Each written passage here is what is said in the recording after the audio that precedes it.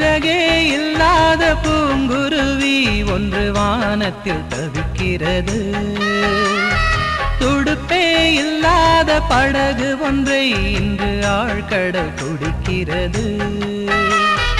உதய காலமே இரவு ஆனதே, யார் செய்த பாவமடி? விழுது என்றுதான் வேரை தின்றதே, யார் தந்த சாபமடி?